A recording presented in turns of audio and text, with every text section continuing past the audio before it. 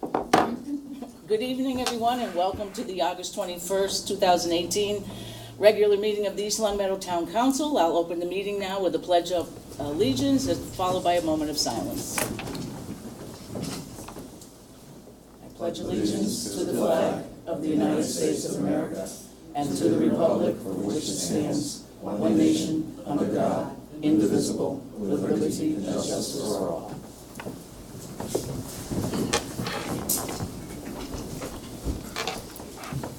For our moment of silence, we ask that you keep our servicemen and women around the globe, as well as our first responders, in your thoughts.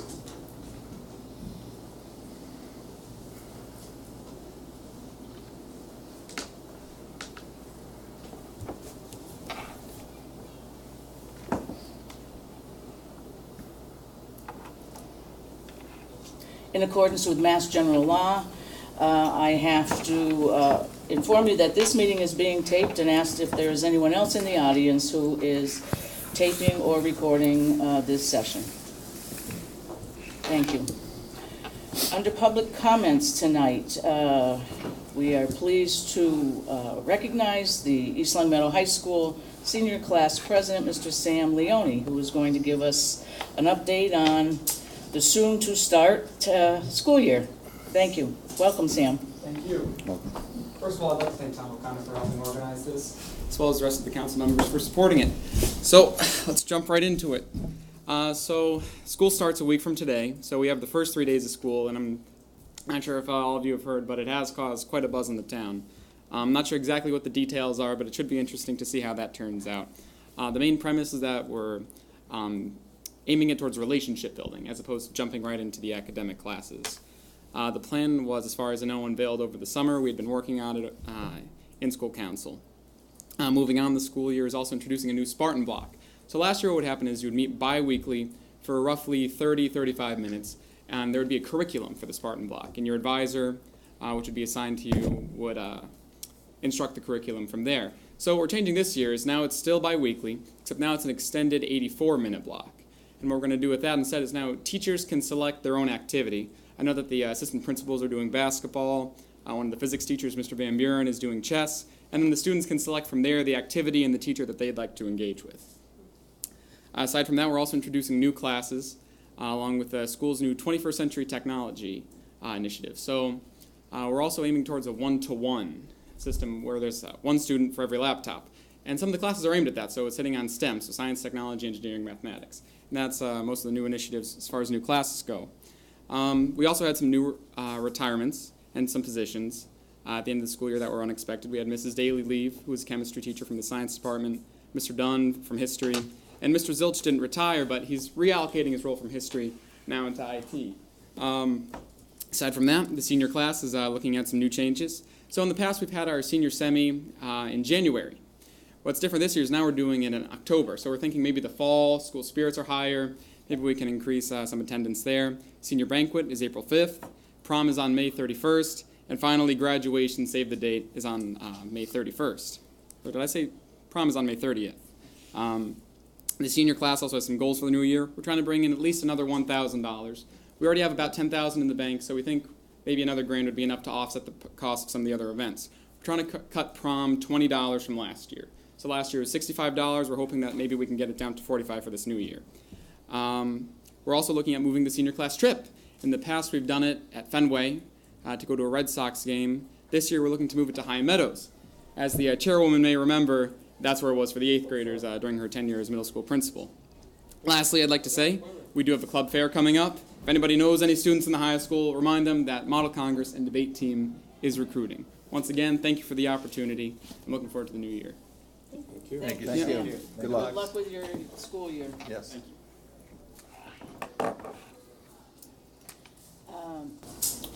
Mr. Florence, are there any other Nobody had something. public comments? Okay, thank you. Our next item is council comments. Does anyone have any comments they'd like to mention? Okay. Number 5 on our agenda, the town manager's report. Denise, Good evening, everyone. you're up. Good evening. Good evening. Long time no see. It has been a while. My report is a teeny bit longer than usual, just because of the gap in time. Thank you to everyone who participated in National Night Out. It was a great event, a little too hot, but and it had to end early because of a storm, but participation was more than in previous years. It seems to be growing every year from what I'm told. Also, I want to thank all the residents in the Maple Street area for their patience while we do the water project there. That's completed. There will be more to come, but that's down the road, and they really, there were a couple of hot moments there, but at the end of the day, they really were patient. It was a mess. Grants. This has been the month for release of grants. We've received notification of the following. We've been awarded an Assistance to Firefighters grant, which you probably saw in the paper. The total federal award was $132,404, which was less than we requested, but the amount was determined by a market research study that determined that we would be able to get what we need with that amount of money. We received a letter from Senator Lester's office that we will be getting $1.1 million for design, renovation, construction, and expansion of the police station. So we're really excited about that. It needs renovation for sure. And finally, our application for the Community Development Block Grant was successful. This is the same proposal, pretty basically. I mean, we tweaked it some, but it's pretty basically what we had done last year. We got $798,882 for a mobile food pantry, plans for an elevator at Town Hall, and Housing Authority property improvements. I think it's roofs that they're doing on some of their buildings. So that's all great news. Our veterans, some more great news. I'd originally reported that we were going to be doing a veterans event in September, but it was getting too close and we weren't organized enough with this first event to really get it solidly advertised and stuff. So we've moved it to October 7th. You have a copy of the flyer in your packet. We're expecting it to be a spectacular event. There's a lot of energy. There'll be representatives from numerous veteran-related organizations that will be there to provide information on available services to the veterans. Representatives from some of our local employers, Cartamundi, Big Y, and MGM at least are coming to provide job opportunities. So that's great. And we also, somebody, I think maybe it was me that said, and what about some of the local schools? There might be some programs that they can, and they get, veterans benefit for education. So some of the colleges and community colleges are going to be attending as well. So it promises to be a great day. We're going to have a helicopter land. They gave me that project. I said, they said, who do you need to get permits from? I said, I have no idea. Landing a helicopter, do we call FAA? No, they do all that, and we're all set. The only thing that we have to worry about is Bruce Finney being upset that it's going to leave, tracks in the fields. So it's going to be at Heritage Park. So we're really looking forward to that. Also great news is the veterans group that's going to be working on the new memorial, Veterans Memorial. They got their, what was it called, VCO status, which allows them to start raising funds. So they're really psyched about that. They've already started putting together a fundraiser. I don't know what it is yet. I think I got an email late today from one of them, so it probably has something. As soon as I hear what it is, I'll let y'all know. Building department. Since I've been here, building in town has been going up and up and up, I thought. And I do get statistical information from the building official every month to just be sure that, we have an idea what's going on. And I thought you'd like to see this number of permits from 2014 to 2018. He just gave me this information, and so we went in 2014, 484 permits. with a value of $15,300,000 to 2018 732 permits with a value of $51 million. So East Long Meadow is a busy, growing community, and it's a great thing for us. I've also attached additional statistical information. It's the DLS at a glance report that gives gives our bond rating, it gives our population and all of that. And since I had a copy, I got it this week, I thought it would be a good thing for you all to have as well. It's interesting information. And what I do with that is I will go and look at other communities to see how we compare to some of them as well. Budget-wise, school versus general government, percentage-wise, if we're in the realm of reasonable with other communities, all of that. Public Works, you all got a notice on, I think, I got it via voicemail, via text message, and I think it was in the paper as well, or email as well, that they should have started milling Westwood and Mapleshade. I didn't come by here today. Has it started? So it's expected to last 3 or 4 days, and during that process there will be one lane of traffic in only the westerly direction. The entire project will encompass a section of Mapleshade from Elm to North Main and 300-foot section of Westwood Ave west of North Main. Paving is also scheduled for sections of Porter Road, John Street, Rankin, Redden Drive and Lane. The projects are expected to be completed by the beginning of November. The Elm Street sidewalk project, I just signed the bid award today. That's gone to D&P Construction. We don't have a schedule of timing yet, but it came in at less than we anticipated. So that's good news. Health Department, using the Attorney General's process for dealing with abandoned and/or neglected properties, a receiver's been approved to take ownership of 2 problem properties, one on Chestnut and the other on Bryn Mawr. The receiver expects to begin cleanup of both properties shortly. And it turns out that the receiver is somebody that Kathy had in school, right, Kathy? So it's a local person. We expect that's a good way to deal with some of these. Also, we continue to have issues with our trash company, Republic Services. In addition to not completing daily routes throughout the summer, it's not every day, it's off and on. As recently as last Thursday, we've also discovered that they're not following provisions of the contract that are causing our disposal fees to increase. So they're picking up at some businesses, they're picking up more than what the contract says they're supposed to pick up. So we're trying to work with them to just, it goes to the question that you all had during the budget season, why is our trash disposal going up so much? So we've got to get that back to where it should be.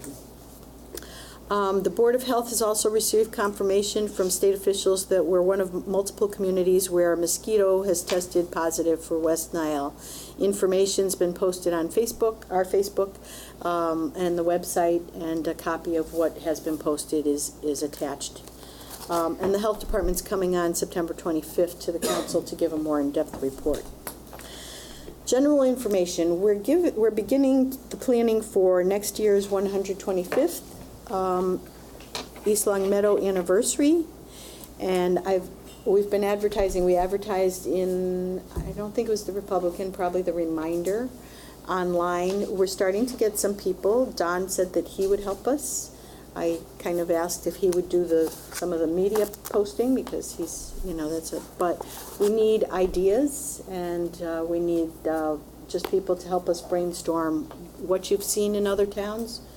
We're not too proud to borrow what somebody else did that was a good idea. So our first meeting's going to be tentatively September 17th, depending on availability of the group. We've got a few people already on board. Springfield Casino, I guess most of you have seen the casino. I attend the Mass Gaming Commission meetings via live feed. I don't go up to Boston.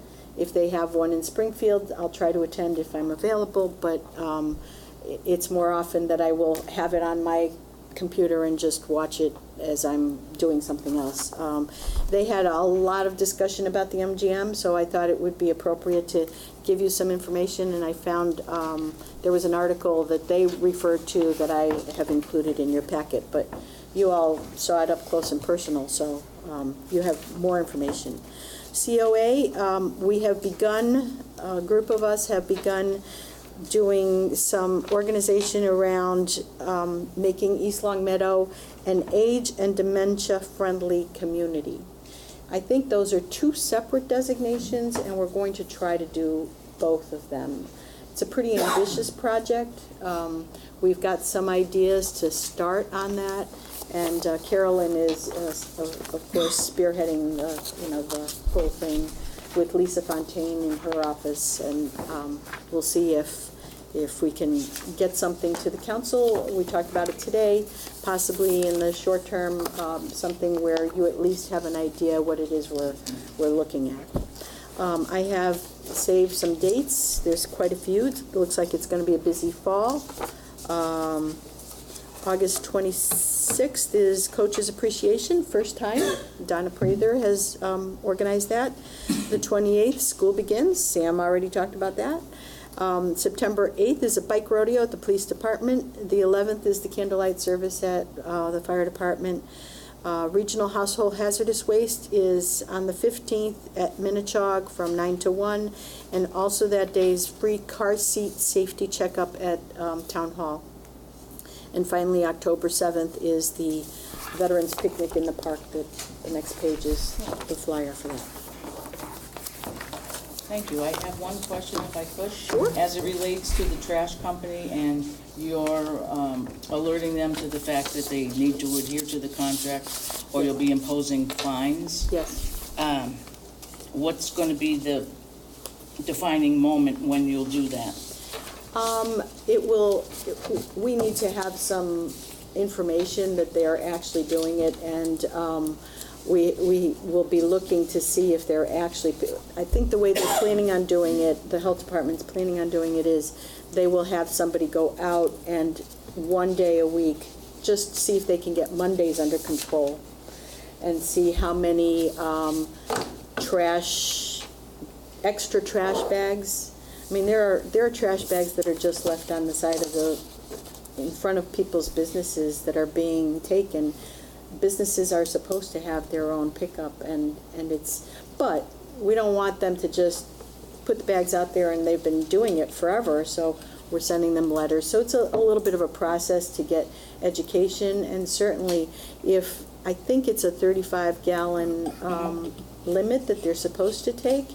Now, if for 5 years or whatever, you've been putting out 200 gallons and they've taken it, we can't just leave it there.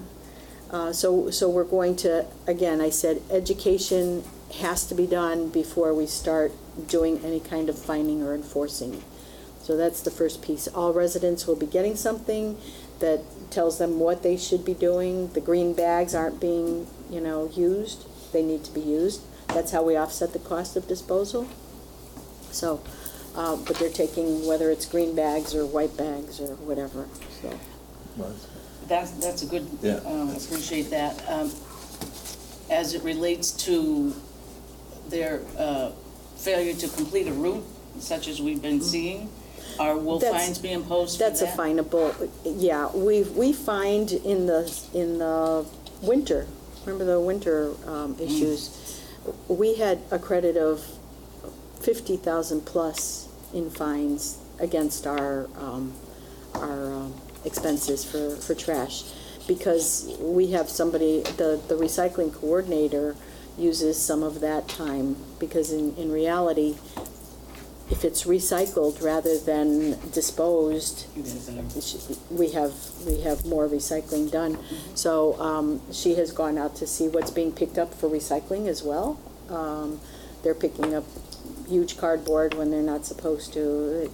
They're really so as far as the late, if they don't pick it up by 9 o'clock the following morning, they're supposed to get fined, and we're gonna start keeping track of that. Okay, thank you. Through the chair, Yes. question Mm-hmm, regarding the building department. mm-hmm. Do we have a number, or do they track the number of dwellings that equates to this number? My interest is finding out how quickly the town is growing by individual homes. I can check that. Certainly I can check that. That's a good number to know. It's a good number to have, I think. And I get lots of statistics. I may have that. I don't know that I have it by number of homes, but I have a list with each property that's getting the, now, that doesn't mean they're all new. It could be a deck. This includes everything, so permits for a pool or a deck. Mhm. So if you just want the number of new homes, that probably would be the assessor's office, and I can get that. Is that what you're looking for? Yeah, I think that in conjunction with this number are two things that are useful. Okay.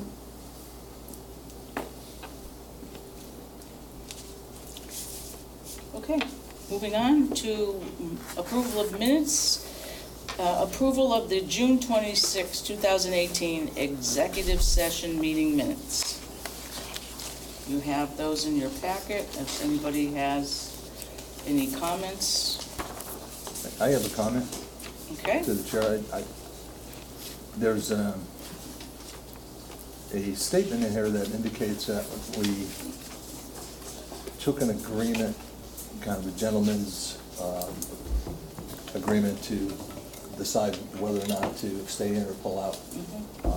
Since there were a lot of discussions going on at the same time, the one I focused on, the one I thought that I was voting on, was the one that Joe presented and the one that Mike discussed, which was to go back and give the host community, ourselves, and Hamden the opportunity to come to some agreement on that 50-50.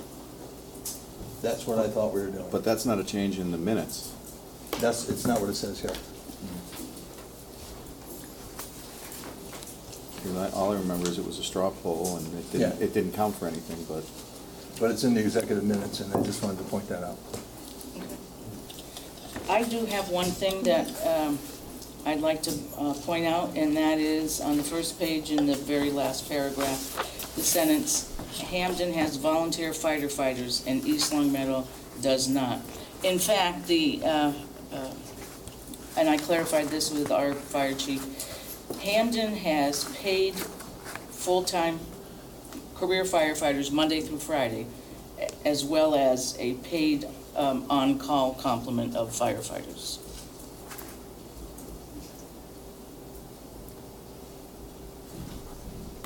So, can we, How do you want it edited? Just adding the word Hamden has volunteers to Hamden has full-time firefighters Monday through Friday with a paid complement of volunteers on weekends? well, on-call, could be On-call. after hours All the too. time, yeah. In lieu of that whole sentence, I think that particular sentiment should be put in there. All right. I'll make a motion to make that edit. As well as to. Approve, if there's no other If there's no changes, other- then approve the remainder of the minutes for that day. What about the change I suggested? Well, I wanted the wording on it. What was the wording you prefer to say? Well, I think that the wording should say that there was an agreement, and all were in agreement except for Counselor Kane. I was not voting on pulling out totally. I was voting on going back and giving them some time to renegotiate that agreement and come back to us with a final verdict. But the only thing is, I thought I was voting on pulling out. yeah, that was That's what the vote thought. was. I'm not saying you're wrong. That I'm was just saying there was some yeah. confusion with it. If so, I thought we were voting to pull out. Yeah, that was It the depends question. on where was- you were sitting in the conversation. There Right. were a lot of side conversations going on. Sure. And I certainly heard what I heard from Joe, and I heard from Mike. I didn't hear the extent of the rest of it, so. I'd say I don't know how you want to do this then, because I would say that the minutes are representative of what I thought, what Paul thought, what Don thought. Yeah, So, I mean, and again, it wasn't a vote. Right. It was like just An get an understanding. understanding. And my thought was, and I agree with Tom, there was a lot of confusion, and perhaps the And because it wasn't a formalized vote, maybe the understanding wasn't quite clear. But my understanding was, vote was to, how did I feel about pulling out of the deal? And that was kind of where I was going. But maybe you were voting on, like, having it revisited. So perhaps that's how it wasn't clear. Yeah. But that's what I thought. Yeah, I agree with that. So if you change that sentence, then it doesn't reflect what No, it doesn't I reflect thought. what a majority of the people thought, so So I don't know how you guys want to leave that. maybe we just shouldn't approve the minutes right now. Well, we Well, can't you have to approve the continue to minutes. push it off. We've Right. set it aside once, and we are compelled by open meeting law to get these voted, not that in Robert's rules, to get these voted as soon as possible after the meeting occurs. But if we don't have clearly defined language and a very unclearly defined vote, then I would say, let's keep it the way it is unless somebody offers some language that can kind of bridge the two understandings together, which I. It's kind of messy. They're two totally different Yeah. subjects. so. Exactly, that's why I was So- kind of asking, because I didn't have an answer. I can't come up with it. So I guess I'll continue the motion with Council President's amendment as far as defining Hamden's, the type of firefighters working, and also to approve the rest of the minutes, and I'll make that motion. So moved? Second? All those in favor of accepting the June 26, 2018 executive session minutes as amended? Aye. Aye. Aye. Aye. Thank you. The July 10th, 2018 open session meeting minutes. You have those in your packet as well?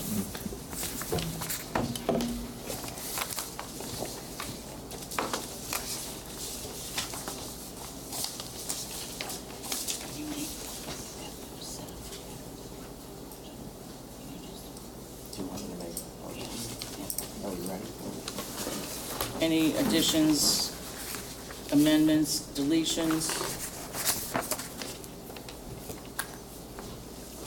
No. So I'll make a motion to accept the open session minutes of the July 10th, 2018 Town Council meeting. Second. All in favor? Aye. Aye.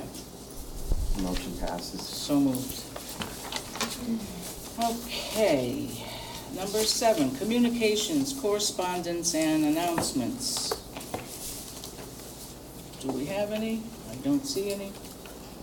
Moving on to subcommittees. Discussion of subcommittee status. I'll lead that discussion if you don't mind. Right now, we have, in the 2 years that we've been a town council, we have undertaken business that required appointing temporary committees to review some planning matters, some license fee review, a number of other things. And as a result, when those particular committees, subcommittees came before the council, there was a spot for them on the agenda. My recommendation going forward would be to assign a particular status to each of the current subcommittees that we've used, the social media communications, the planning matters subcommittee, the license matters subcommittee, the general bylaws subcommittee, the town manager performance evaluation subcommittee. Not sure about that because I believe by contract, the language in the contract compels us to take certain action at certain times, which I can go into later. But my recommendation would be that I would determine what status each committee should have based on the information in the council rules. The council rules speak about standing committees that should be available and present throughout the year, as well as ad hoc or subcommittees that would be used on an occasion when the need was necessary, and they wouldn't be regarded as standing committees. to that end, I would regard, and I would welcome your input, that the Planning Matters Subcommittee, the Budget Subcommittee ought to be standing committees, because those are our go-to meetings, topics frequently throughout the year. And all of the other ones and any future ones that come up that these topic warrants should be assigned ad hoc or subcommittee status. Any comment on that suggestion? No, that makes perfect sense to me. And as I've been saying, and if it's appropriate, I can mention just briefly item number 2, which ties into item number 1. It's the social media communications. I am ready to wrap that up. Okay. Okay. I've been waiting, and I think this is perhaps indicative of the fact that we have some need in the social media world. Is I'm trying to understand, and I asked Denise and Tom, and so hopefully we can get an answer. So is we have minutes, and they're somehow finding their way to the bulletin board at the town hall. The bulletin board is paper. Mm-hmm. It's a PDF being printed. If once we can find a way to convert this into that, that we not only post it on the bulletin board, we post it on our virtual bulletin board, our Facebook page. And if we can do that, then I feel that we don't need to continue with the social media subcommittee, because the way we have it at this point, and bring it back if it's necessary, but the way we have at this point is we post from our website, and it is absolutely not mobile friendly when you're trying to read it. So again, what I did today was I took our agenda, and instead of using my licensed version of Photoshop to convert it, I found a free, and there's a few of them, a free, cheapo, free program that converted this to a JPEG. So it doesn't cost the town any money. It just cost 5 seconds to say, convert to this, and then get it on the website. Now, if the problem we have with the website is we don't have a website administrator with the town, with the time to do it rather, this is why it's beautiful to have both Ryan and Sam here, is maybe we can get a volunteer through the high school doing community service to help facilitate the simple process of taking planning board minutes, council minutes, agendas rather, and things like that, and do that conversion and have access to our Facebook page and post them. Because I've already had, and I posted this a couple hours ago, I've already had it shared. People are responding to it. Now imagine if we could do it on a more timely basis. We're going to have more engaged community. So anyway, I want to wrap this up because the people that are on this committee are all very dedicated with their day jobs and stuff.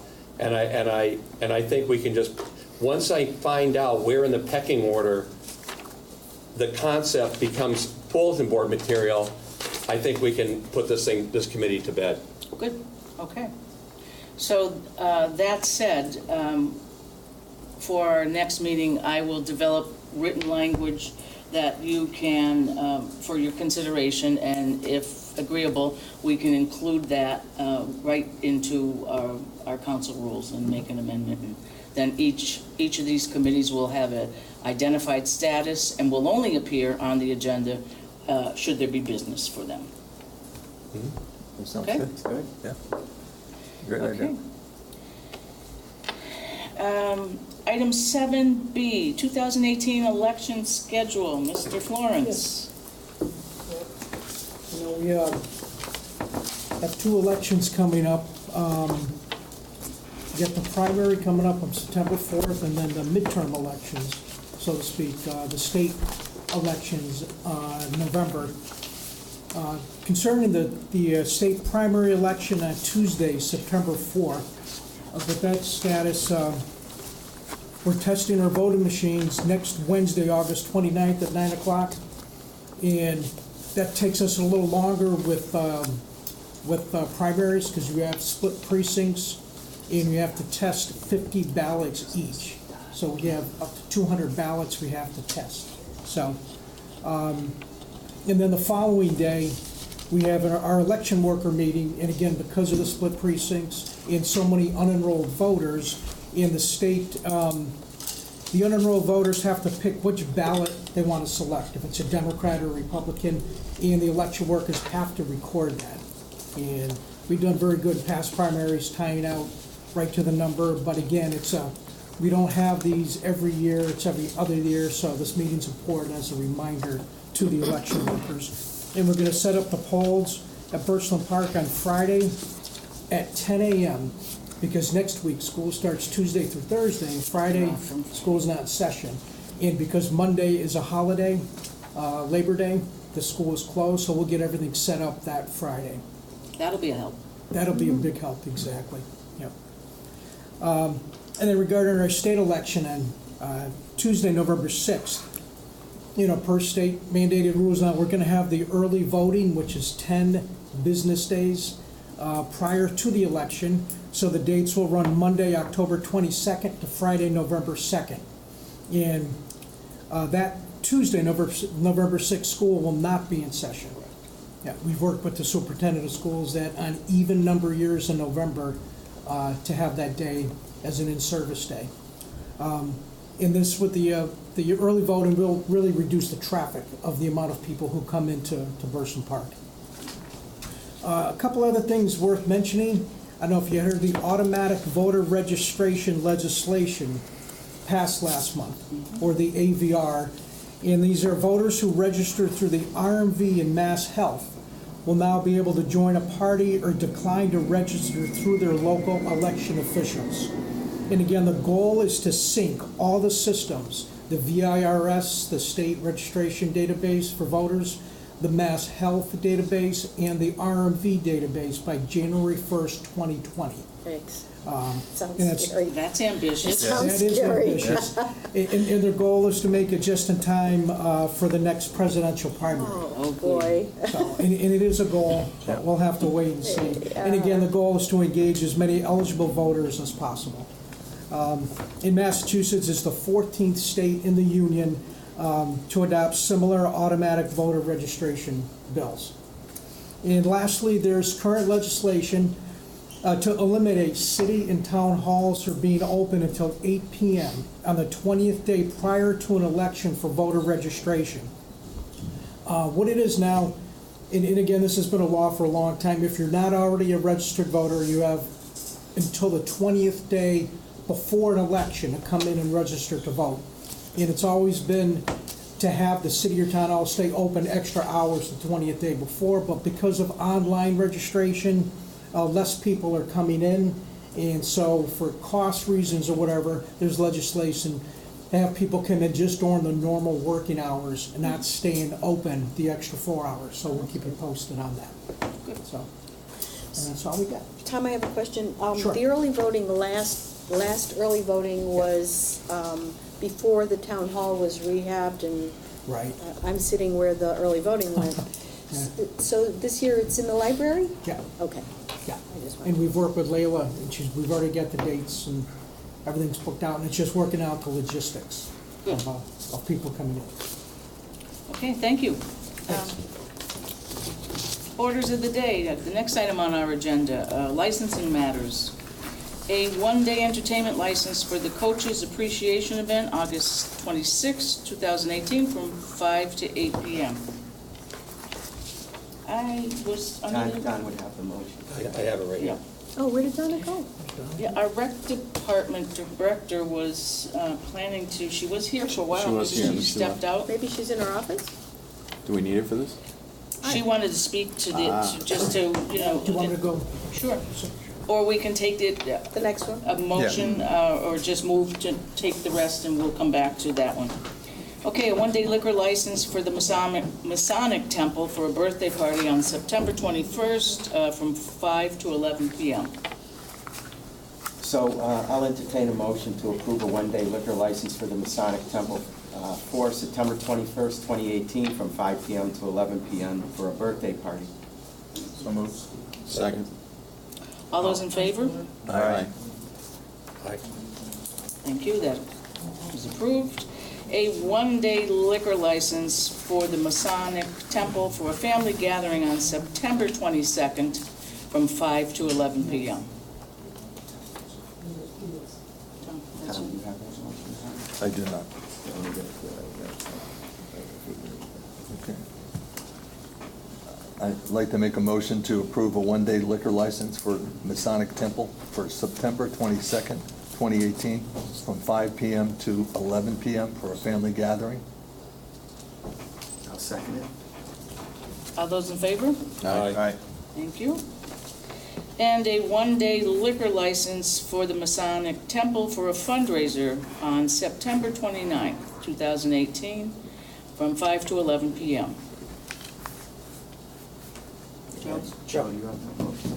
No. Everybody's got the orders of the day, and it's It's, I don't- it's under behind you. Yeah. number 4. Number 4, motion to approve a one-day liquor license for Masonic Temple for September 29, 2018, from 5 p.m. to 11 p.m. for a fundraiser with a fee of $65, waived as requested by applicant. Second? All those in favor? Aye. Thank you. Did you find her?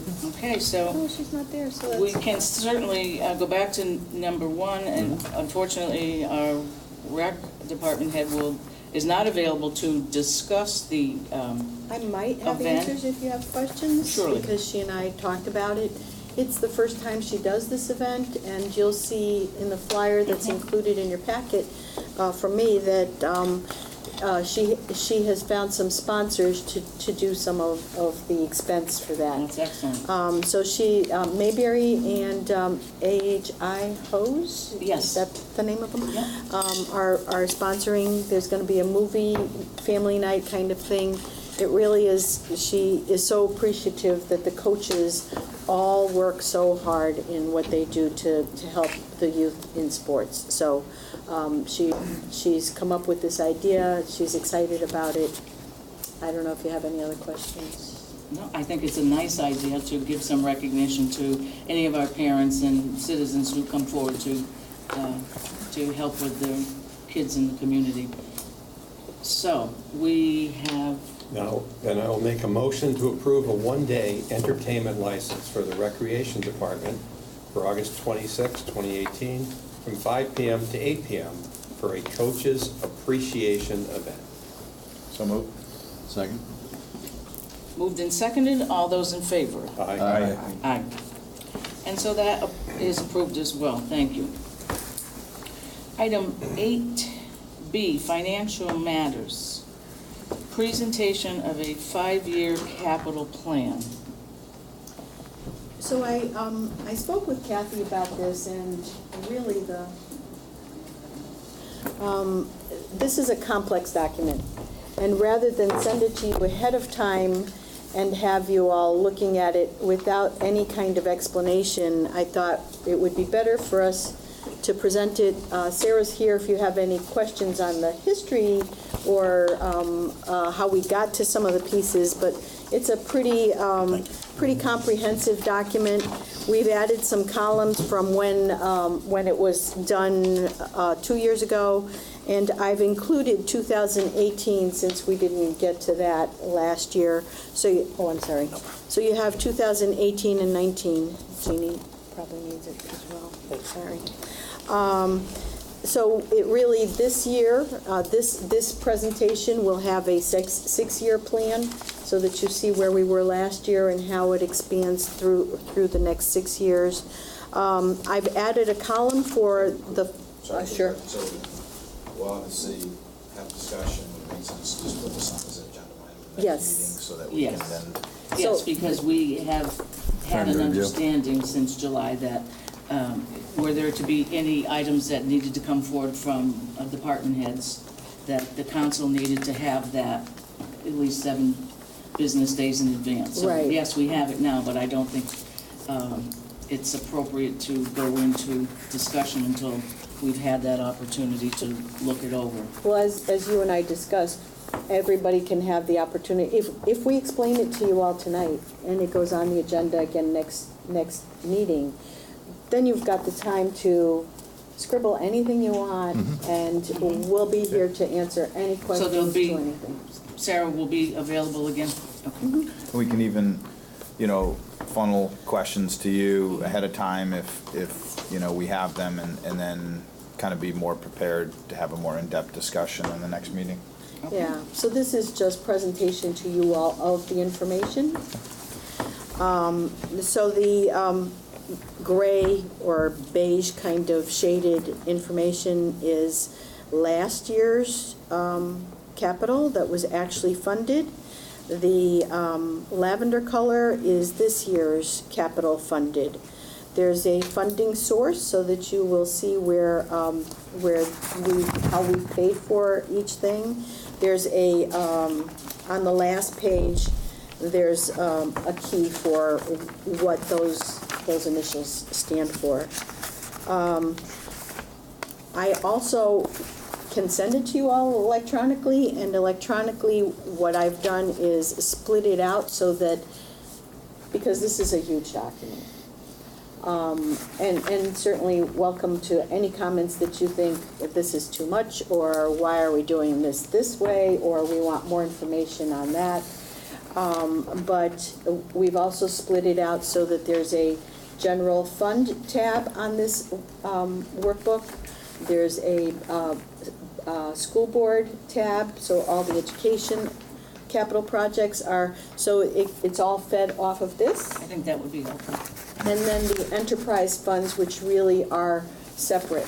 So if you look on the last page, just as an example, if you look at the 2018 funded items, it's $2,247,000. Is that funded or requested? So this year, we didn't fund $7 million. Oh, yes, because we bonded. I'm going to say, well, I know we didn't do $7 million in the budget. But yeah, with the bonding, of course. So so those numbers will be more appropriate if you see which ones are general government versus enterprise, having them all intertwined. Do you agree that that would be more helpful? Yes. So I can send you electronically the sheets so that you could see with all the tabs separated as well. Yeah. So it has this one as the first tab, and then it has, I don't know in what order, but general government, enterprise funds, school, and public works. So that each one is separated, but they all add up to what this front sheet is. That's a good start. You will notice on this, that we did include any projects that wound up getting approved outside of the normal capital project process. So we had 2 emergency capital requests, those are on here. We have the items that were approved at the very end of June that were funded from free cash because they are capital projects that were approved, so they are included on here even if some were or were not part of the original requests. You will also notice in the enterprise funds that LCAT is an enterprise fund, but it had no capital requests, nor did it have any for the next 5 years either. So there is none. It's not that we were missing them. They just had no submissions for this year. Okay. Also, Can I ask a quick question for the chair? So looking ahead a little bit, when you look at like 2020 compared to 2019, and we're looking at a lot of these things being significant, like school projects. correct. But this goes back to us kind of being in no man's land with them requesting, essentially what's called the new building project versus, doing repairs. So this, we should know more from them by December as to where they stand with that project? I would say yes. If the statement of interest has been submitted, and I'm certain it must have been, then the typical timeline is fall, late October, or definitely November.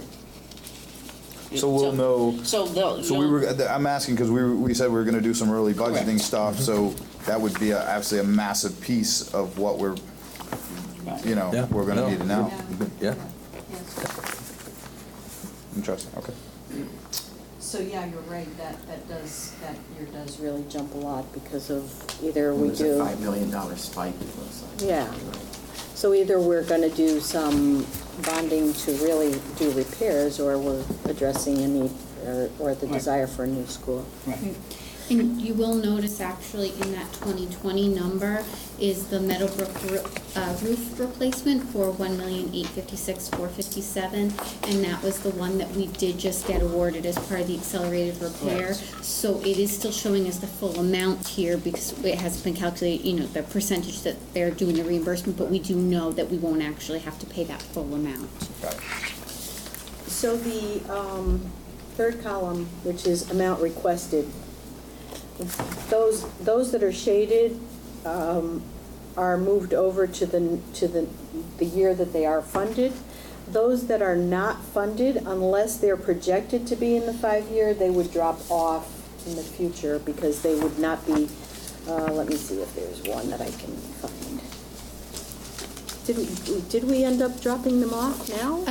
We just have the status in the far right-hand column, saying if they requested it for current year and were not funded for it, that we were not sure whether the department was going to re-request it for a future year or not, so we did not make that assumption. Yeah, we And did. we just have the amount requested, but therefore it's not in any of the other columns, since the department may change their need. As we've kind of said, some of this is fluid. They think that they need the wall moved in the whatever, and then it turns out that, they figured out a way to put the desk a different way, so they don't need that capital project. A dump truck is needed one year, but then another one gets crashed, so we have a new one, which Which is a happened. real example. A real example. So certainly a lot of it is fluid, but I think this should give you a pretty comprehensive look at the 5-year plan. I have a question. The $1,040,000 for the police department based on that grant, and great work in getting that grant. Is it fixed? It has to be fiscal year 2023, or would that money be available in an earlier fiscal year? It being put in the 2023 is what the police department had submitted as their budget request as to when they had wanted to do it in doing a feasibility study in FY19. We were able to apply for the grant, so the grant money is available sooner than that. Okay, so if the But police this is what the department- department originally had requested. But they could, if the feasibility study, it happens on a more accelerated manner, in theory, this money could be available in an earlier fiscal year. We have the money now. Well, not today. No, but it's we'll have it money has been available. in this guaranteed. fiscal year. Right. That was Okay. done through a state grant sponsored by Senator Lesser. Those generally, my experience has been, they are easy grants to administer.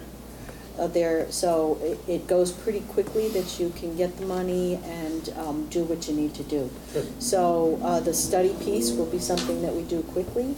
I have an official letter, but no official process yet.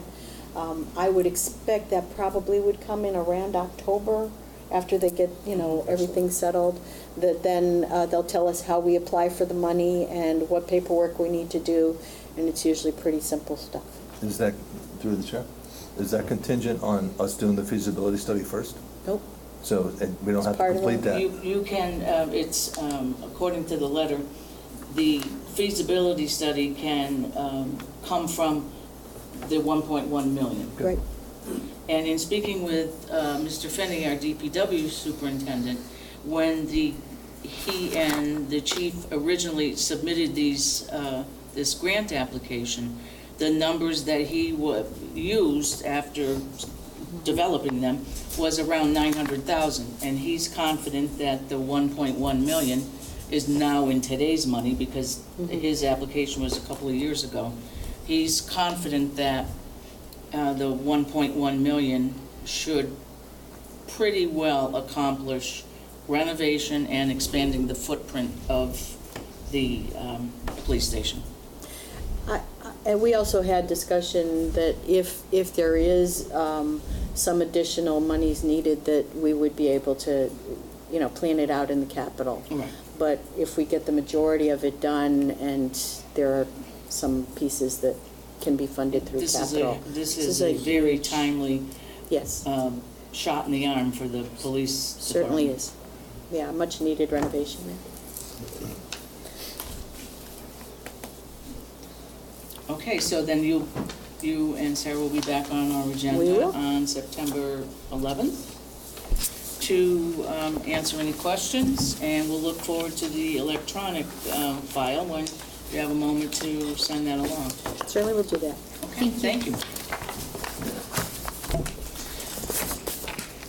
Under old business, since it's, will be relatively easy to accomplish, I'd like to, for someone to suggest a motion to take item C2 out of order and do that first, because it'll be very quickly.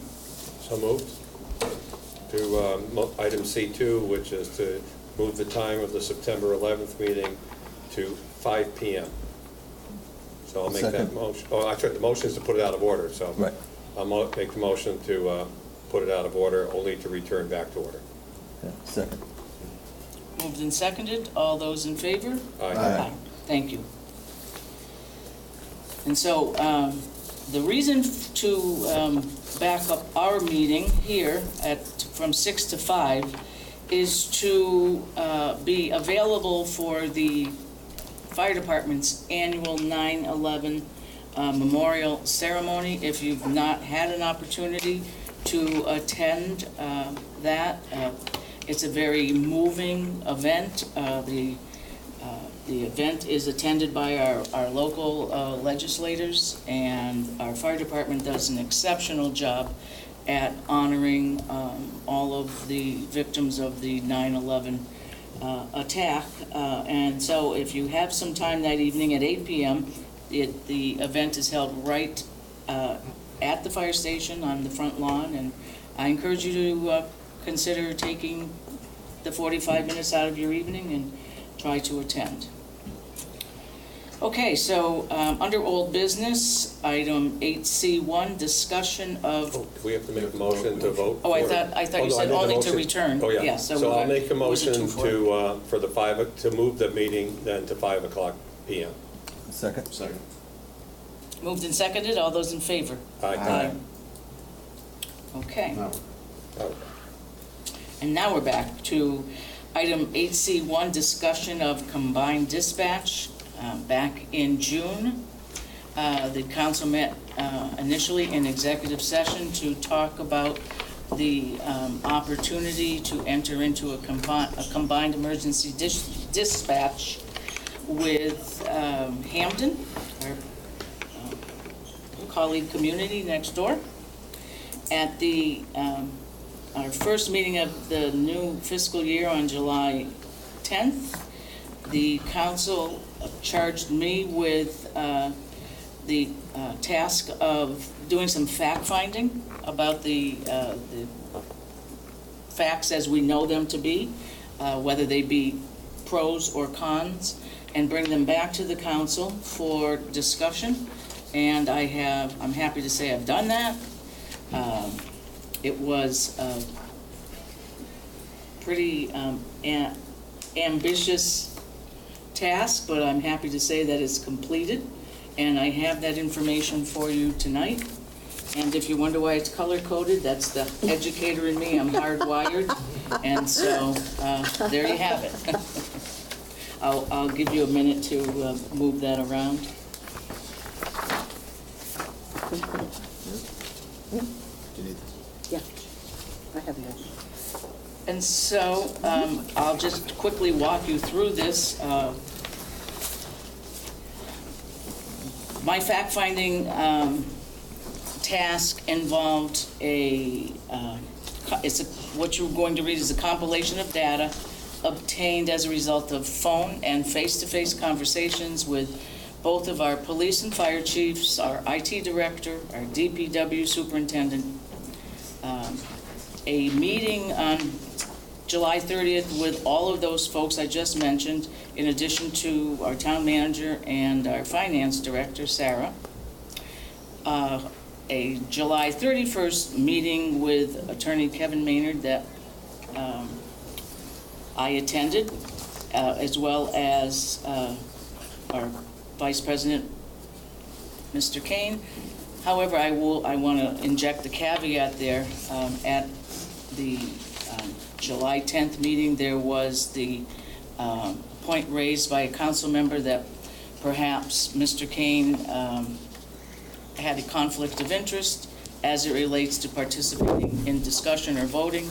And so I, the following day, sought counsel on that from the Attorney General's office and the State Ethics Commission. They instructed me to ask Mr. Kane to call. Initially, their process is you have to, the individual who may have or not the alleged conflict of interest must make the actual request to be investigated. So that is in process. The Ethics Commission has stated that they're backlogged. The written report will be forthcoming, but to date it has not arrived in East Long Meadow. But in the interest of perception, I've asked Mr. Kane to not take part in discussion of the dispatch and or vote if we reach a consensus and find it necessary or appropriate tonight to take a vote. So that said, I'll go back to my preface here. In addition, information regarding the topic of dispatch was sought from the Longmeadow, Palmer, Ludlow, Agawam, and Wilbraham police departments.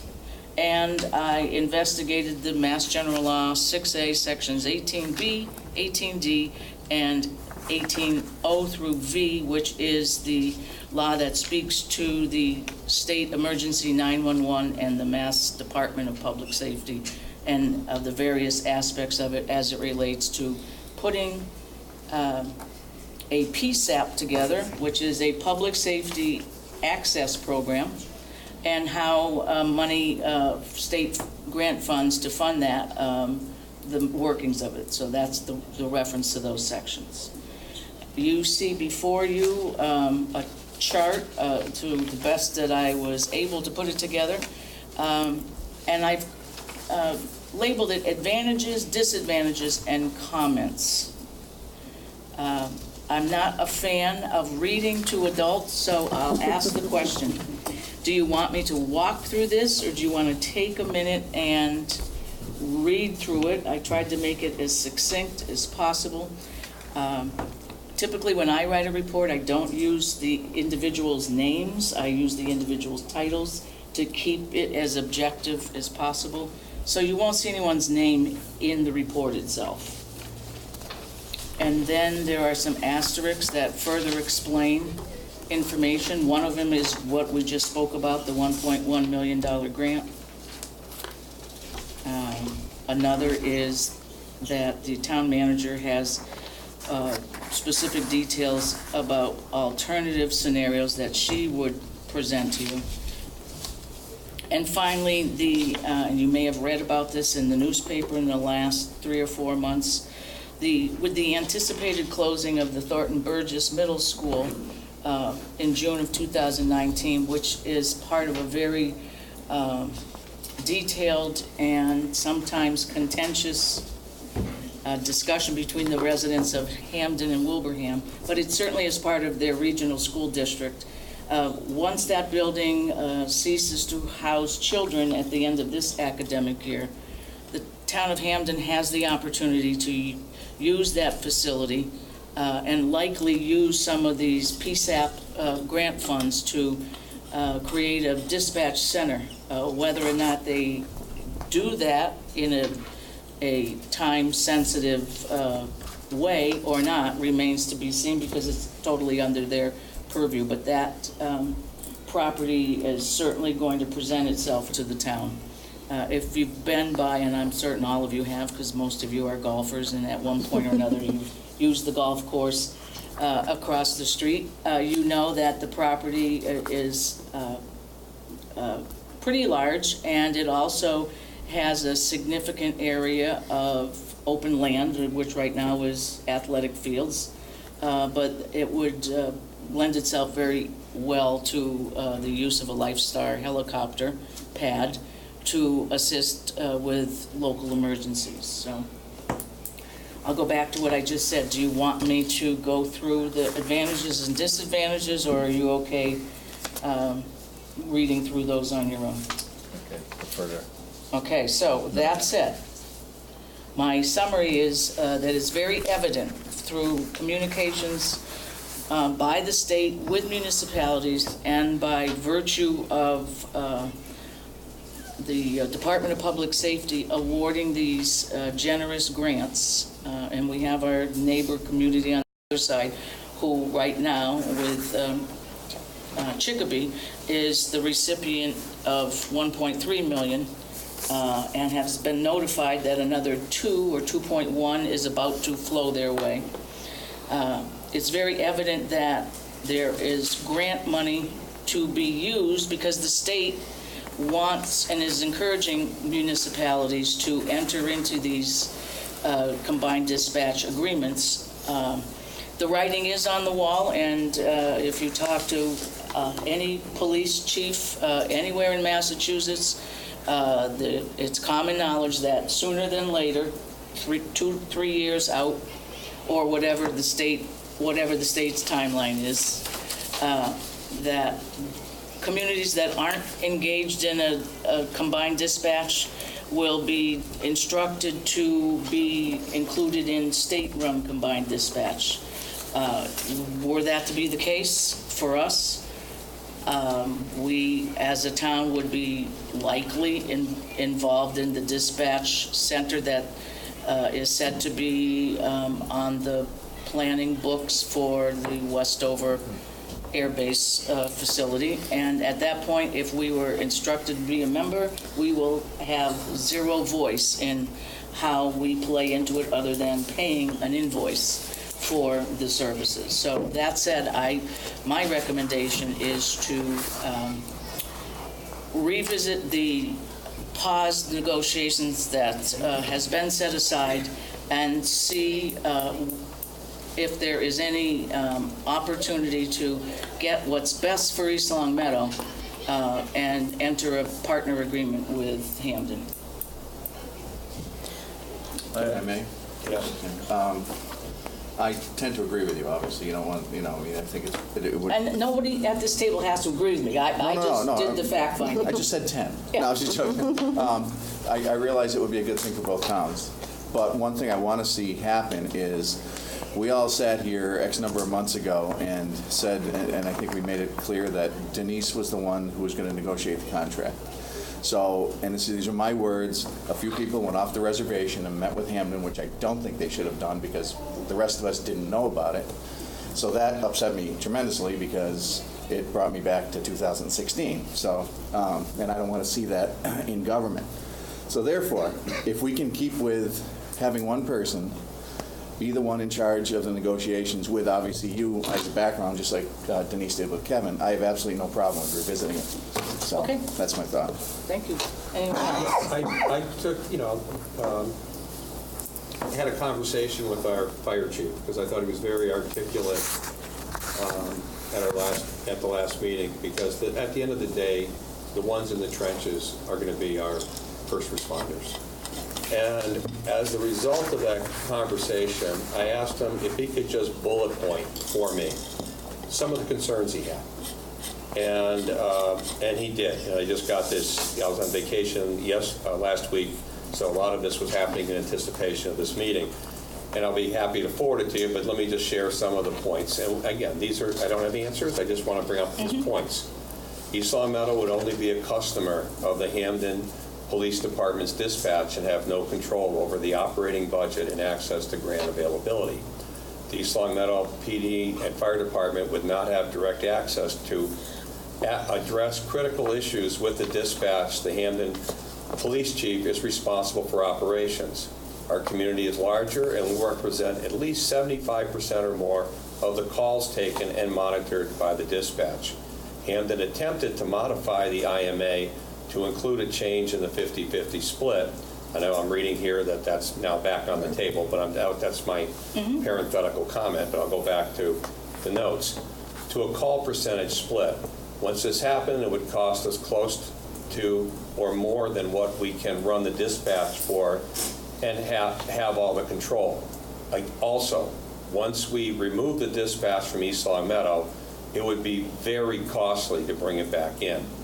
With East Long Meadow's 911 calls going to Hamden, East Long Meadow would no longer have access to or the direction of 911 grants. The Hamden Police Department would have the decision to where the grant funds go.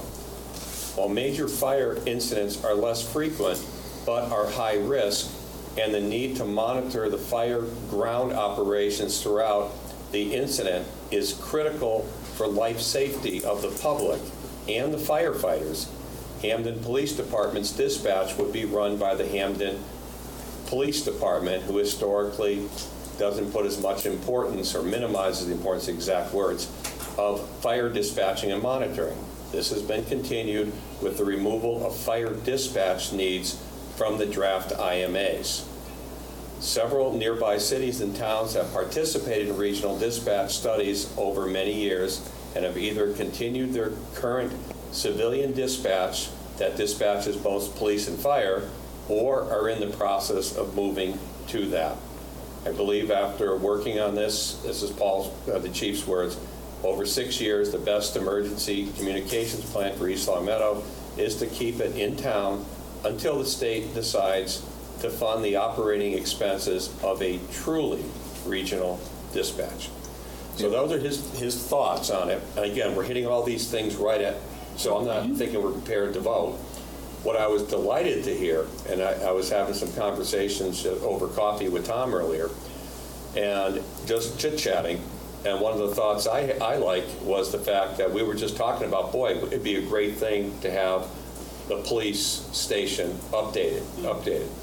And I didn't know that we got this grant, which is wonderful. One of the first things I did when I got elected into the town council, the first term, was what drew me back in was what was happening to Chief Mellis and the police department. So I made a point of visiting Chief DeLessio and asked for a tour of the facility.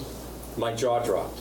I looked at the cells. I looked at it and I said, wait a minute, a town of this size, we shouldn't have a place like that.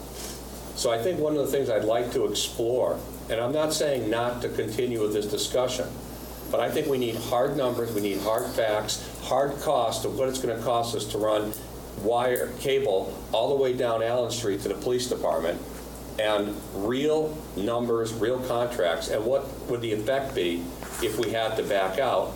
And now we have this new state-of-the-art police department here in East Long Meadow. You know, what's it going to be like there? And I think we have to continue with this due diligence, because this is breaking news to me, having this $1.1 million. Whether we should be the landlord and have them come our way or not. Let's get the numbers down. Let's get the contracts back.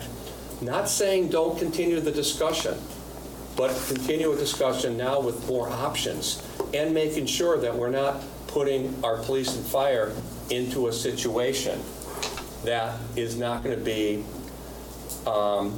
in the best interest of our overall public safety. Let's get the people in the trenches to embrace this as well, and let's find intelligent ways to answer these questions and concerns.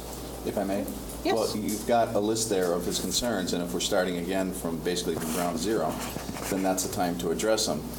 I don't know what the difference is, but you've got the fire chief saying how difficult it would be to go back to our own dispatch if we broke up the, but in your The chart there does include numbers right from Mr. Quimby, Right, as a result of a. Yeah, it would take 2 days to take 2 days to unhitch from them dismantle him. and Is rehitch that what- on our own. So that seems to be a non-issue. Oh, Yeah, can 2 you days come up is to? not. Trying to hide that call. Nice try. You got to leave. You forgot your hat.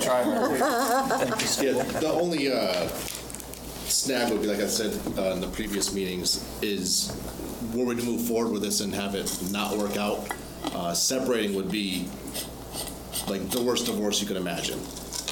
We would have to petition the state 911 and have them come back and reset up the equipment. Reset us up. Right. Because as soon as our first 911 call gets routed to Hamden or anywhere else, they're going to be knocking on our door to take the equipment out, because they want to stop the maintenance contracts. They want to not have to support that equipment anymore.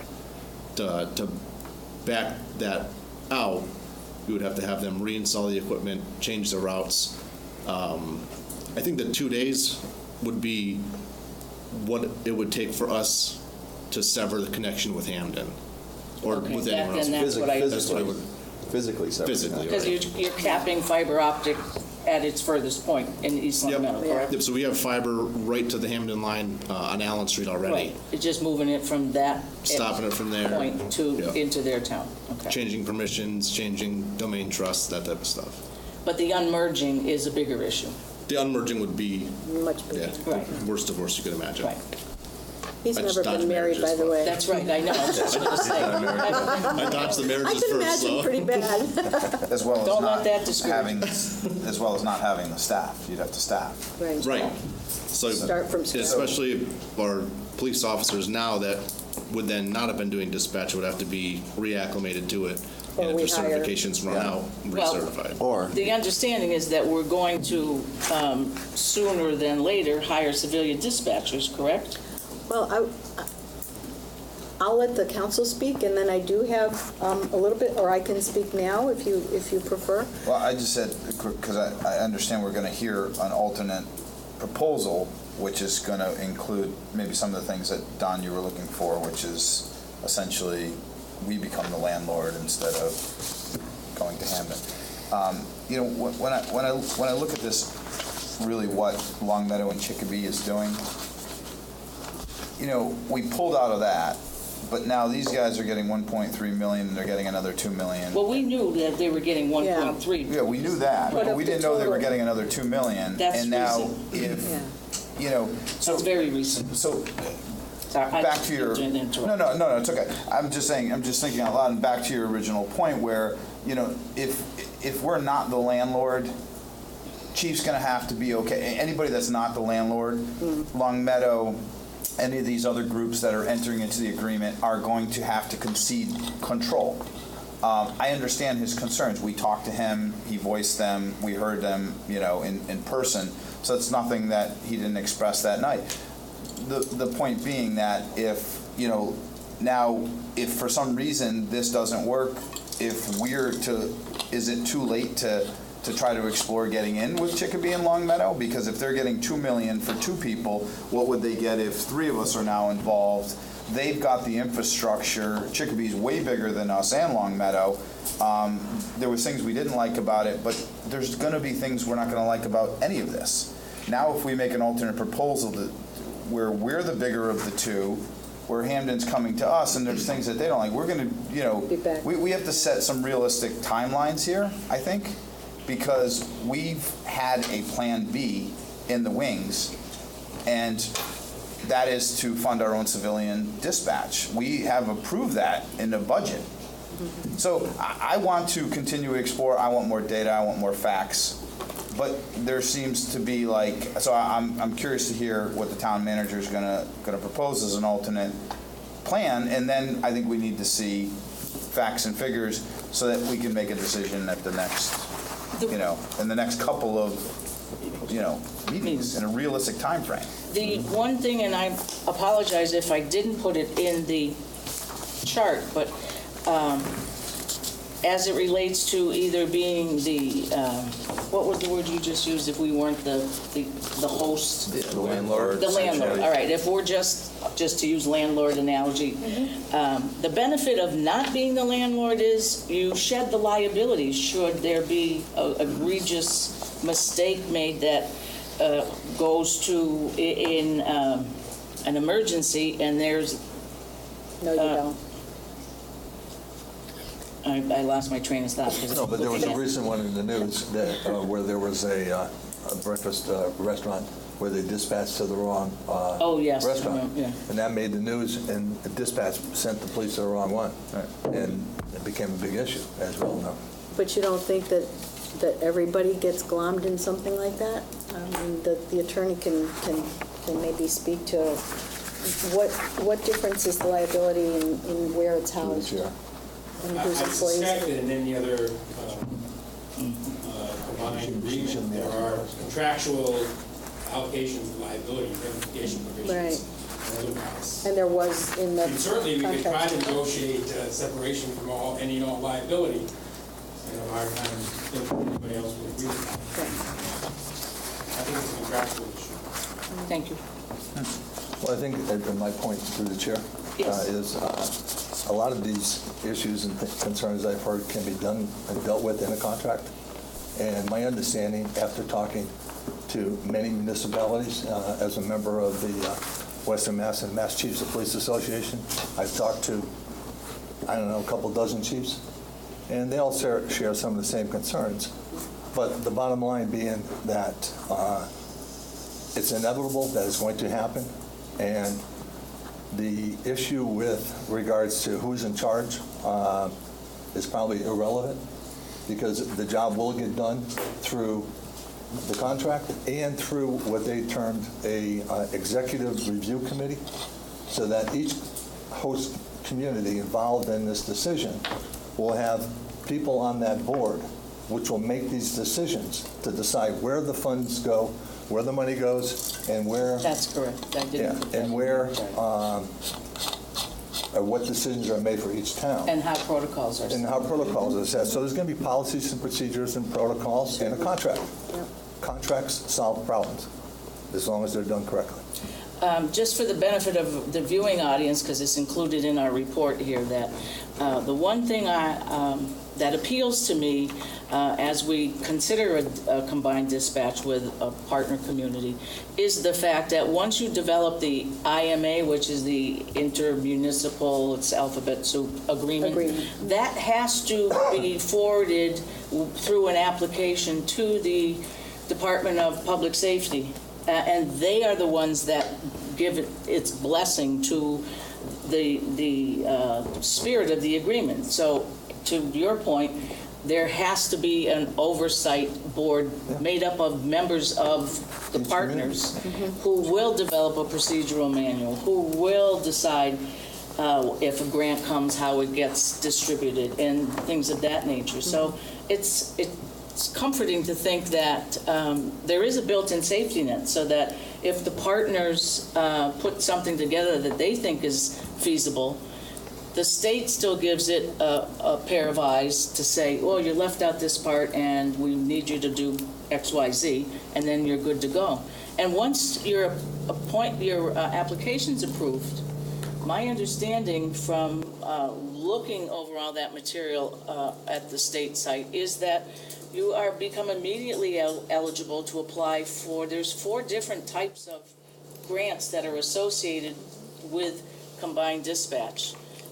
And so our neighbor this way is the beneficiary of that. With Chicopee, the money is flowing. And I'm not to paint the Commonwealth as someone with deep pockets, because they, as an entity, they struggle like anybody struggles to balance budgets and to address all the needs. But evidently, the state is serious about getting communities to partner to handle dispatch in as sophisticated a way as possible. Do we have any sense of what we would receive? I don't have any insight into what they base their monies on.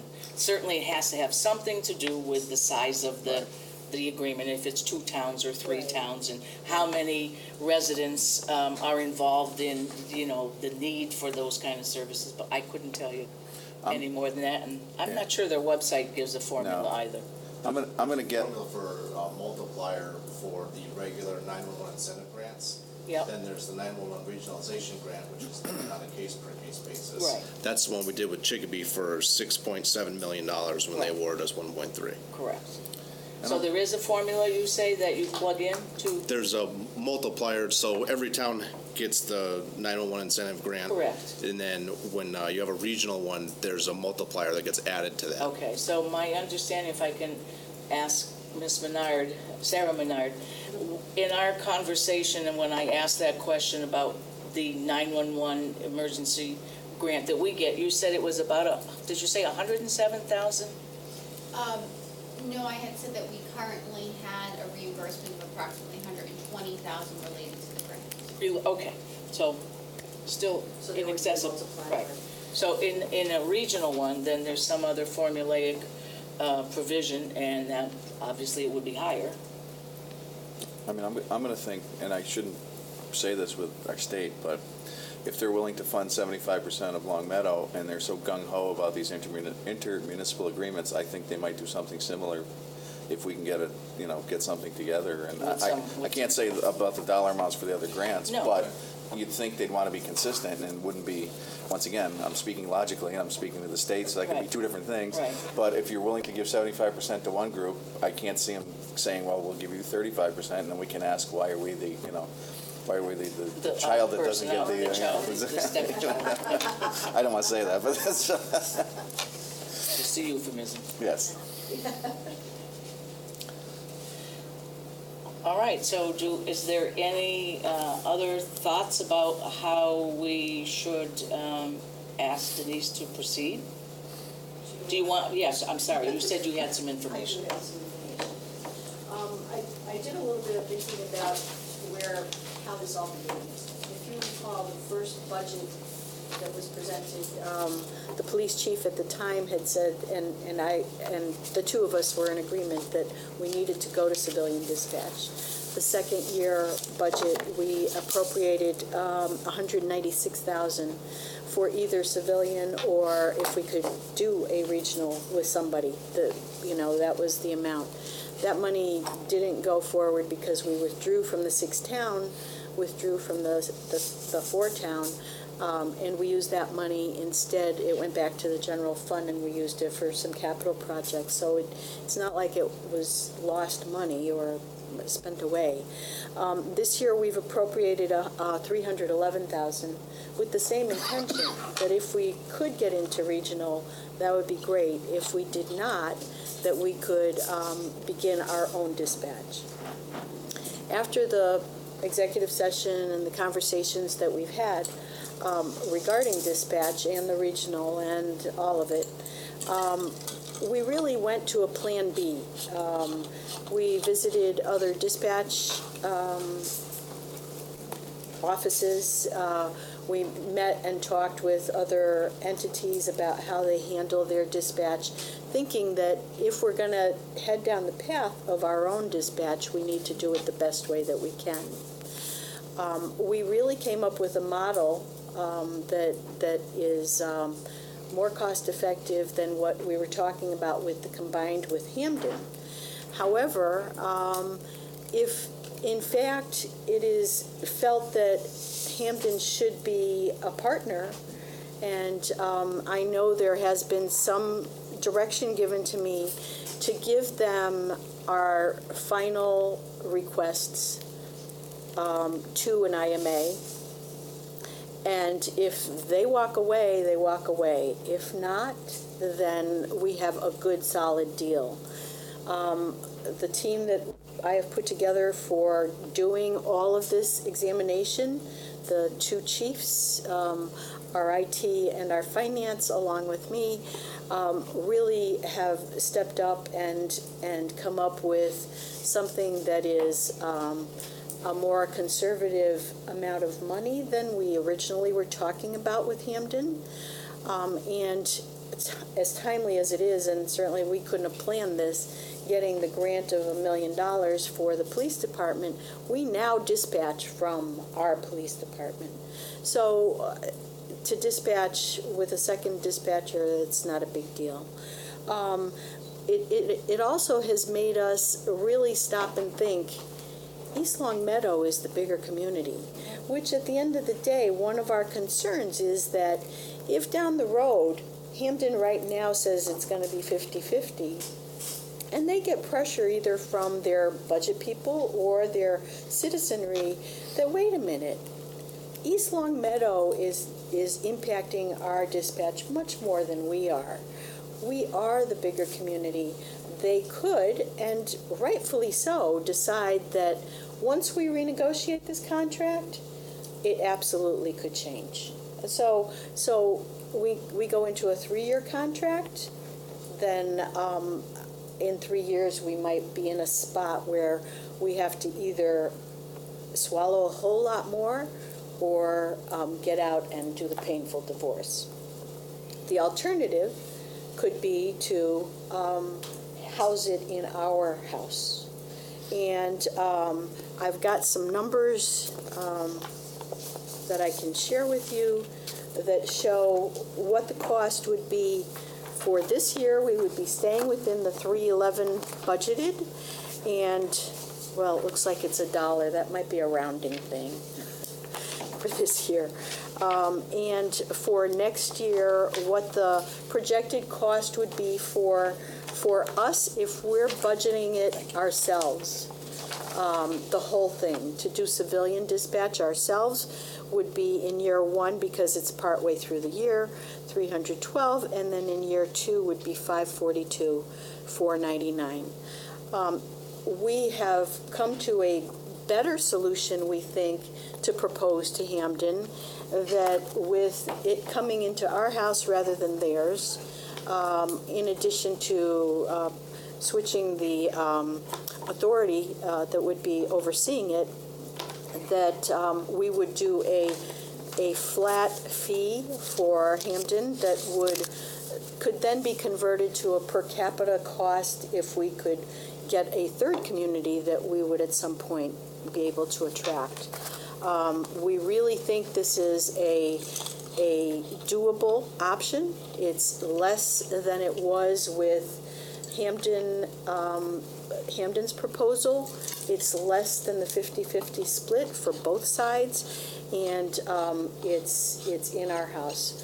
We have, and this is certainly not anything against Hampden. They're a smaller community.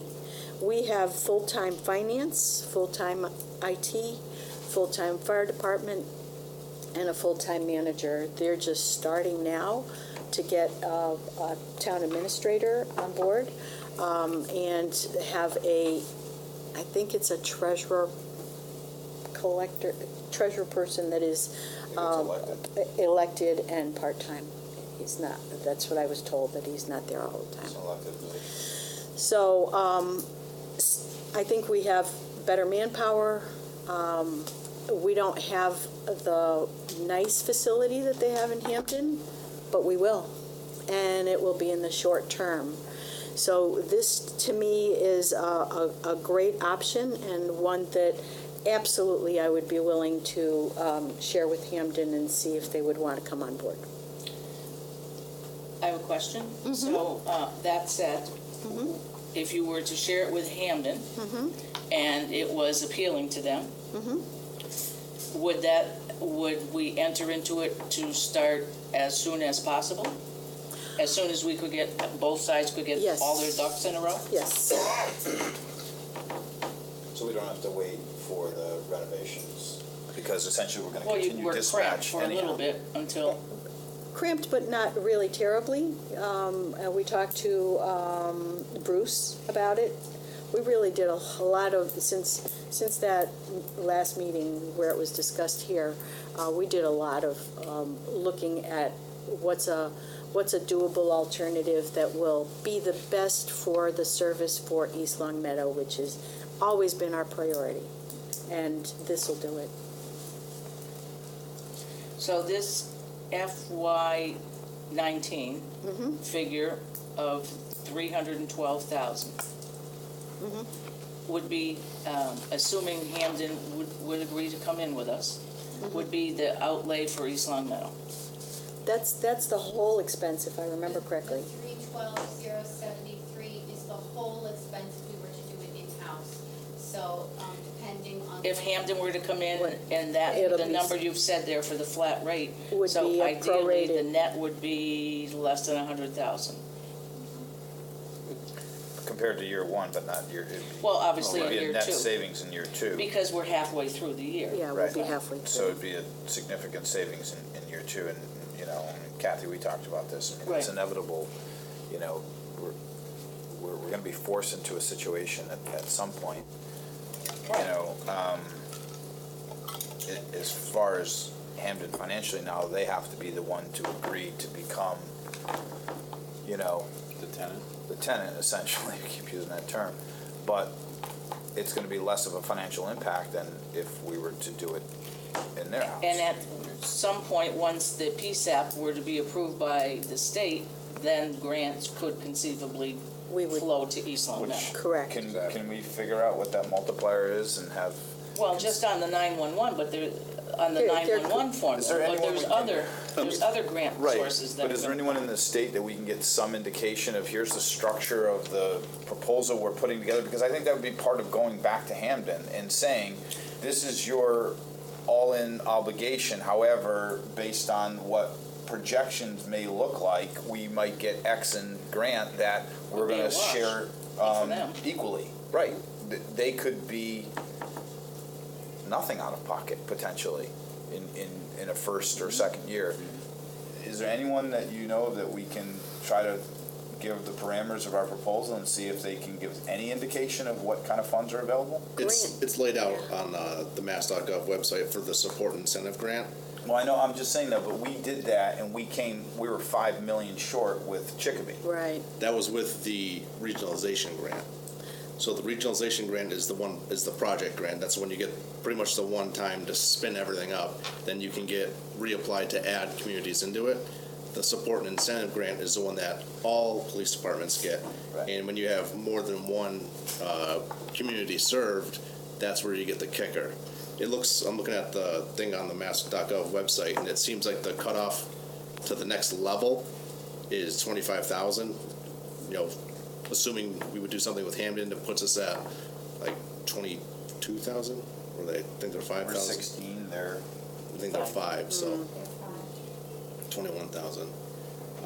But what does happen when you have more than one, serving more than one community and accepting wireless 911 calls, which right now we don't. The stipend for that, it looks as for a single community is 12,500.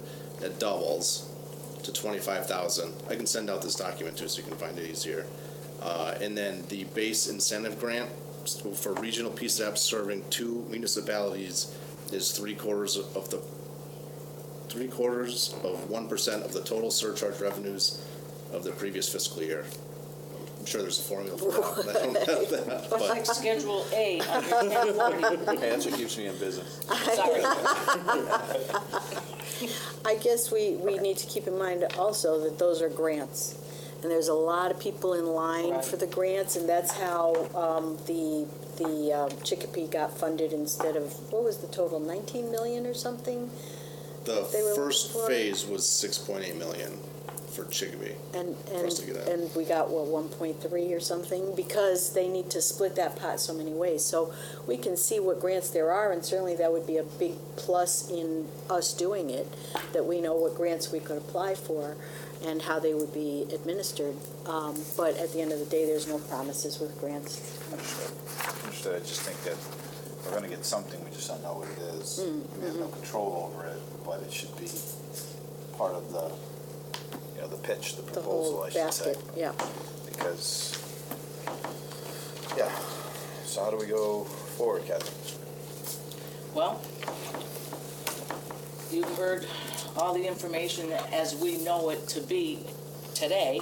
The piece that's the unknown is the actual dollar amount that could flow this way through a grant, and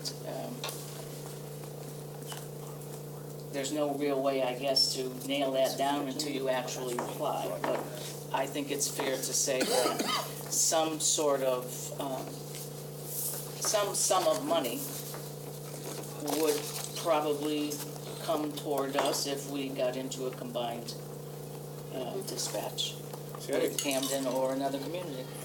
I agree with Kathy. I mean, I think it's, if we can do further due diligence and say, let's us be the host and proceed accordingly. Let's think about this. And I started thinking about it as you guys were talking. How many hosts are a third of the size of the town coming in? Right. Chicopee is appreciably larger than Long Meadow.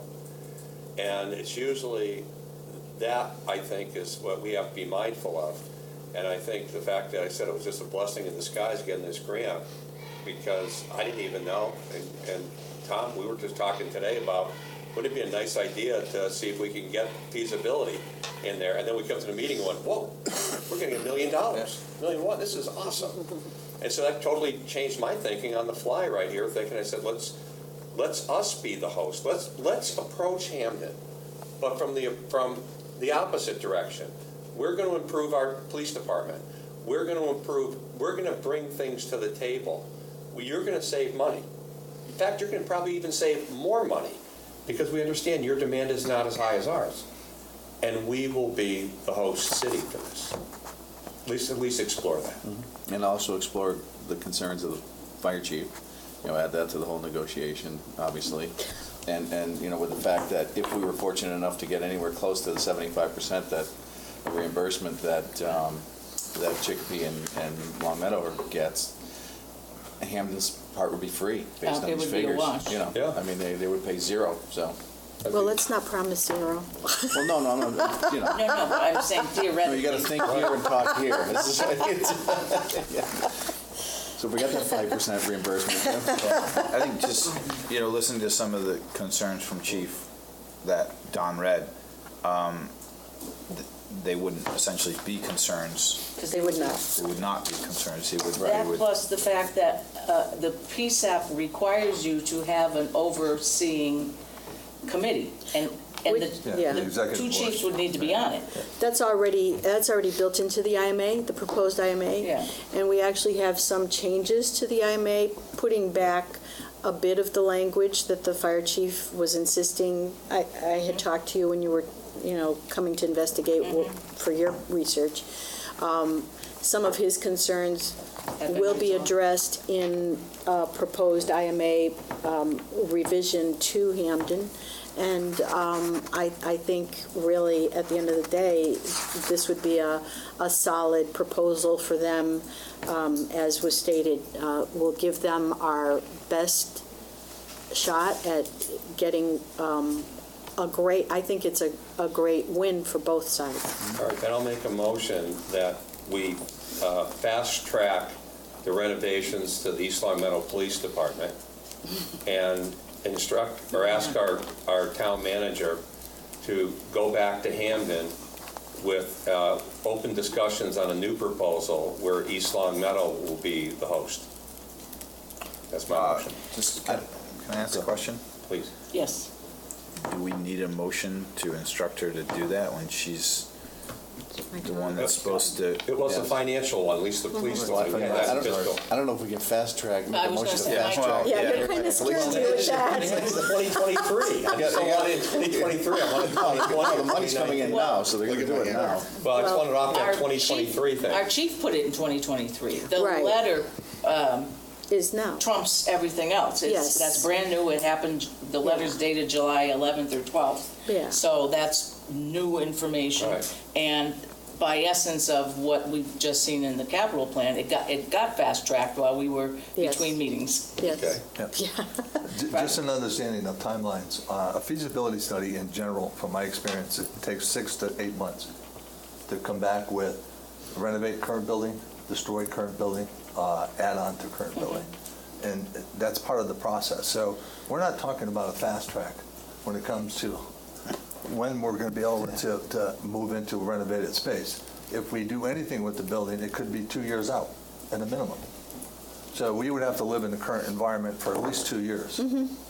And I've been in the building many times, as all of you have. Right. I don't discredit Bruce and his comments, but we would have to make more room for electrical equipment and for space for people to sit. The grant does not provide money to build new. It provides money to renovate, rehab, and expand.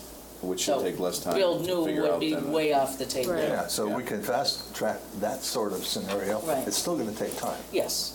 We're Certainly. not talking about making some And to be changes. fair, the money is not being deposited next week. Right, right. It's still contingent upon the governor's action when he acts on, it's there, but there still is the typical levels of bureaucracy that we have to endure before it's actually, a check is sent to the town hall. Oh, no, we don't get a check. You know what I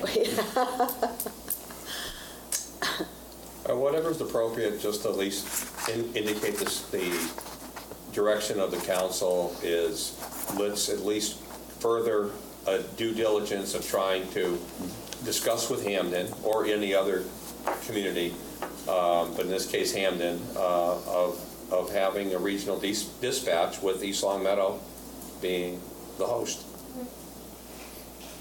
So if that's just doesn't need a motion, that's just, it's out there anyway. I think, you know, through the Denise has chair. marching orders. Yeah, I think through the chair, that's the instructions of the town manager. Right? Yeah. It's just it's instructions, yes.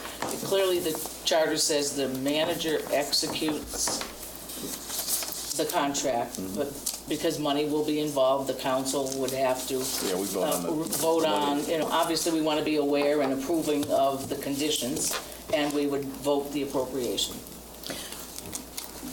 I absolutely agree. And as an aside, I think this whole experience has showed me, and I've shared with a few of the council, that I think when, to keep in your back pocket, when there is a charter revision, I think something that either puts a certain dollar amount or a certain number of years, that agreements that are made by the town manager should have council oversight as well, council approval. Because if I do a contract for $1 million, it's still in my purview. It might not be something that you want to commit to $1 million for the next 10 years, and yet I have the authority to do that. Again, you have the budgeting piece, but now you get into a gray area where, well, I committed to something and now I'm in trouble and the town's in trouble, and, you know, so having something a little more clarifying with that would be a good thing for the next charter revision, I think. Through the chair?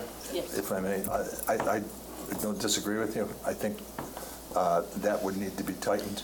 But there is something in play today already in the council rules that indicate through measures and non-measures that the council has the authority to approve contracts. And that was a decision that was made by the original council. So to date, I haven't seen a contract to approve or not approve. I think that's a direct violation of the charter. That's not what. But I'm just what I'm saying is that's in the council rules. It may be in the council rules, but the charter supersedes the council rules. So, I mean, we do not approve contracts. It's a gray area, as Denise said. I don't see that as gray area at all. Yeah, we approve approve finances to That's make different. That's contract completely operable. separate. But that's not in Approving there. a Yeah, contract but and one's approving tied the to the other. finance is two very different. They might be, but there's a clear separation in the charter. So I don't understand where the confusion's coming from. We're the legislative branch, and we have the purse strings. Then we would need I to guess what I'm revisit saying that. is, You're probably right, Tom. if Denise said, oh, I just signed a 10-year, $10 million contract, we can say we cannot pass that, but, you know, we Right. cannot pass the financial end of that. So we Right. do have have a method to rein in something that could be detrimental to the town. Right, and that's in place today. Yeah. That's not. But if the council rules are contradictory and you're talking about revising them for the subcommittee piece, maybe there should be clarification if That, to your point, Yeah. that's correct. I mean, we need to look at the charter, we look at the council rules, and need to make sure everything's in sync. and it could be that was it inherited from the Board of Selectmen rules, maybe? No, No? No.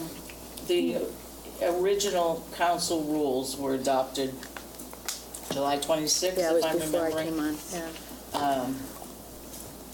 That was shortly after we were voted into office, so I will go back as well and look that over, and that may be something that, if it's, conflicts with the spirit of the contract, of the The charter, charter. then obviously the council would have to look that over and make some adjustments.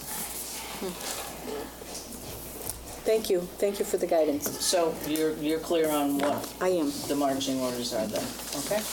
Thank you. I'm getting fired up. I'm listening to I it. see that. Let's get fired up.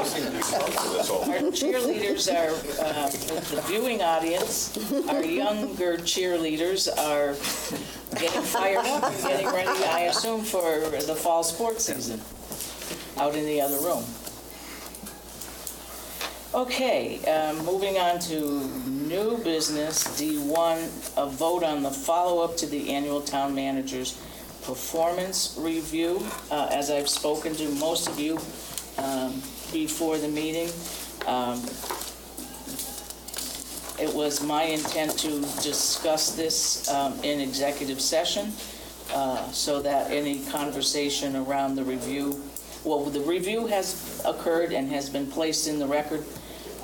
We are getting, I'm getting an opinion from the town attorney that is not a suitable matter for executive session, and we're getting conflicting information and opinion from the Attorney General's office about whether or not that matter belongs in open session or not. So I would like to move to table that for now until I can, with the Vice Chairman, seek counsel for ourselves to find out what is the appropriate way to proceed. Sounds good. So Better to do it right the first time. I want to do it right the first time. And in fairness to the town manager, the reason it's on here is because when we undertook her evaluation back in April and May, and we did review it in open session, and it's entered into the record and signed by herself and then President Manley, we failed to address the compensation language in the contract, which is a sort, we own that mistake. Mm-hmm. And so having to do it the second time, I want to make sure we do it correctly. So I would just ask if someone would second that motion, and I will make haste to get that back before us very quickly. Second? Moved and seconded. All those in favor of tabling that the manager's performance review for now? Aye. Aye. Yeah, I'm sorry. I was just going to ask for a second clarification there. So going forward, we'll sync the performance review and any Yes. compensation discussion on the anniversary? Yes, so going Or forward. there and about the anniversary? Right. What has to happen in order to sync it now, the anniversary of date of the contract is December, mid-December. It originated in 2016. It's a 3-year contract until December of 2019. In order to sync the evaluation, discussion, language around compensation to the anniversary date, we have to do, instead of an annual review, a 6-month review in the fall, in enough time to, give us time to complete the evaluation, conduct it in open session, and then vote on a compensation package for the anniversary date of mid-December. So that will occur, and it will be in line, will be in a Just wanted to clarify. proper alignment. Sounds good. And I've had that conversation with Denise already, and she's certainly amenable to aligning all the right dates. Was she defiant? Because I'll take. No, she was not. Joe, she's having too much fun. She's all fired up now with the cheer.